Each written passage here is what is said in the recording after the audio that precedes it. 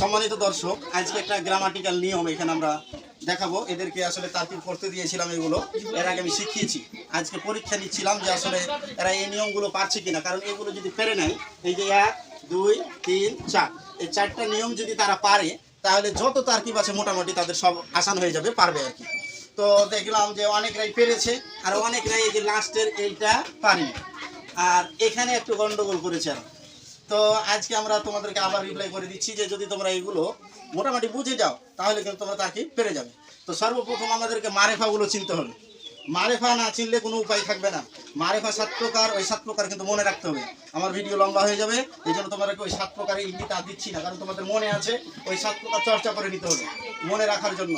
তারপরে দেখো, আমরা বলেছিলাম যে ইন্দা ওরা হলফা, এগুলো যেখানে থাকবে এরা সবসময় কি হবে? খবর হবে, এটা বলেছিলাম। তো এরা সবসময় খবর হবে। তারপরে কিন্তু মুজাফিলাই থাকবে। তারপরে কি থাকবে? মুজাফিলাই। সেটাকে তোমরা না বুঝতে পেরে তোমরা সার্ভিসিটিতে পড়েছো ইন্দা হু বা ইন্দা কা, ইন্দা কি, এরকম দমিরগুলো পড়েছো। তোমরা মনে করছো শুধু দমিরই থাকবে সেখানে, কিন্তু সেখানে নাম আসবে না। নামটাও তো আসতে পারে সেখানে দমিরের জায়গায়। এখানে যেমন কা ছিল, কার জায়গায় নাম আসতে পারে, এখানে হাজাও আসতে পারে। কি আসতে পারে?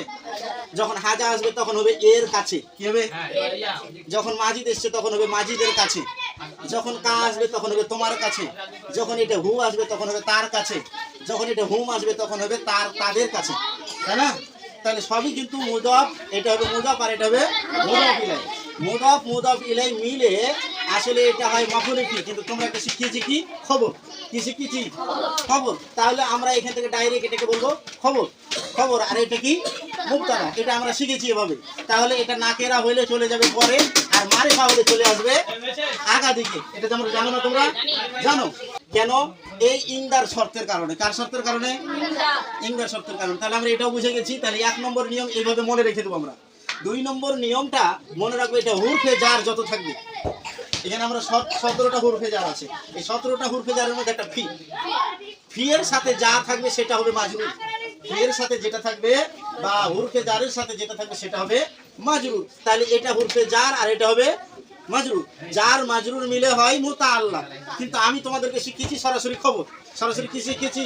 খবর। তাহলে তোমাদের এটা কি আর অসুবিধা হয়? জার মাজরুর মিলে খবর। আচ্ছা, এটা এখন নাকেরা হলে পরে আসবে, তখন দিয়ে বলবো মুবতাদা। আদিতে এটা মারিফা হয় তো চলে আসবে ফি এর আগা দিকে বা হুরফে জারের আগা দিকে, তখন ওইটাকে বলবো মুবতাদা। তাহলে আর অসুবিধা আছে কি? নেই। তাহলে এটাও ঠিক ওই রকমই, দেখো মারিফা হয়েছে।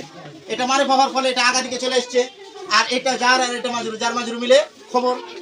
অসুবিধা আছে? এবার আসি এখানে এসে, আমরা এখানে এসে মা মান কাইফা, এই শর্তটা মনে রাখতে হবে। 3 নম্বরে মা মান কাইফা। এই মা মান কাইফার পরে যদি মা মান কাইফার পরে যদি 3 নম্বর যদি মনে রাখতে হবে। কি মনে রাখতে হবে? মা মান কাইফার পরে যদি এসো আরবি সিকির ইন্দা ওরাওয়া খলফা ওইটাকার ওই 7-8টা জব ওইটি না থাকে। আছে কি দেখো তো? মা মান কাইফা এখানে 3টে আছে, 3টার পরে কি ওইটি আছে? ওগুলো যদি না থাকে তাহলে মা মান কাইফা হবে খবর। তাই ওই নিয়মে করেছো না নাই? তাহলে এটাও খবর, এটাও খবর, এটাও খবর। এটা মুবতাদা, এটা মুবতাদা, এটা মুবতাদা। কেন কেন? শর্ত হলো মা মান কাইফার পরে ইন্দা ওরা খলফা নাই। আছে? 4 নম্বরে যে দেখো এটি আছে। 4 নম্বরে মা মান, এই যে মা, মাজা, মান, কাইফা, এগুলোর পরে দেখো ইন্দা আছে। তার মানে ওই ইন্দা ওরা খলফা ওইটাকার শব্দটির যে কোনো একটা যদি থাকে, তাহলে মা মান কাইফাই হয়ে যাবে মুবতাদা। উল্টা এখানে দেখো মা মান কাইফা আছে, কিন্তু আর পরে ইন্দা ওরা খলফা নাই। তার মানে এরা এখানে এসে হয়ে গেল খবর। মা মান কাইফা কি হয়ে গেল? খবর। কিন্তু পরবর্তীতে মা মান কাইফা এসে হয়ে যাচ্ছে মুবতাদা। কেন মুবতাদা হয়ে যাচ্ছে? কারণ পরে ইন্দা ওরা খলফা এই সমগোষ্ঠী শব্দ পাওয়া যায়। যদি পাওয়া যায় তাহলে মা মান কাইফা হয়ে যাবে মুবতাদা। শর্তটা এইটা তোমরা না বোঝার ফলে কেউ কেউ ভুল করে দিয়েছো, আর কেউ কেউ রাইট করেছো। কথাটা মনে থাকবে কি? বুঝে এসেছে? এখানে মা মান কাইফা কেন খবর হয়েছে? কারণ ইন্দা ওরা খলফা নাই। এখানে মা মান কাইফা কেন খবর হয়েছে বলতো? কেন খবর হলো? এখানে মা মান কাইফা কেন খবর হলো বল? ইন্দা ওরা খলফা নাই, অর্থাৎ ওগুলোকে জব বলা হয়, ওগুলা নাই। এরপরে এখানে মা মান কাইফা কেন মুক্তাদা হলো? ইন্দা ওয়ারা খলফা আছে অর্গের সাথে। এইটা মাথার মধ্যে ভরে নিলে আমাদের তারকিব ইনশাআল্লাহ মানে অধিকাংশ তারকিব তোমাদের একটুকু ভুল হবে না, সব তারকিবগুলো গটগট গটগট করে হবে। সম্মানিত দর্শক, এই নিয়মে যদি আমরা তারকিব কোনো বাচ্চা কাচ্চাকে শিখাই তাহলে আমাদের বাচ্চা কাচ্চা শতকরা 80% তারকিব মানে এস আরবি শিখি প্রথম খণ্ডের এমনিতেই পেরে যাবে, আর 20% গন্ডগোল থাকতে পারে। তবে এই নিয়মে যদি আমরা তারকিবগুলো শিখিয়ে ফেলতে পারি তাহলে আমাদের বাচ্চা কাচ্চা 100টার মধ্যে 80টা তারকিব পারবে, 20টা নাও পারতে পারে, এই আর কি। তো তোমরা বুঝতে পেরেছো তো নাকি? বুঝতে পেরেছি আমরা। আজ থেকে আর ভুল হবে না। এরপরে যদি আমি এখানে পরিবর্তন করে একটা মহিলার নাম দিই তাহলে আবার ভুল করবে নাকি? কারণ মহিলার নাম দিলে কি হবে? মুদাফ ইলাইহি হবে, তাই না? এখানে মহিলার নাম দিয়ে আমি আরো অন্য কোনো মারফা দিতে পারি, যেমন আল্লাহ জি দিতে পারি। এখানে কি দিতে পারি? মারফা হবে না ওটা, তখন মুদাফ ইলাইহি হবে না।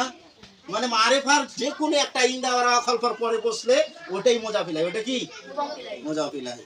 তো আজকের ভিডিও এই পর্যন্তই আমরা রাখলাম। আর ভিডিওটি যদি ভালো লাগে তো অবশ্যই লাইক দিবেন, কমেন্ট করবেন, আর ভিডিওটি শেয়ার করবেন, আর পেজটিকে ফলো করে আমাদের পাশে থাকবেন ইনশাআল্লাহ।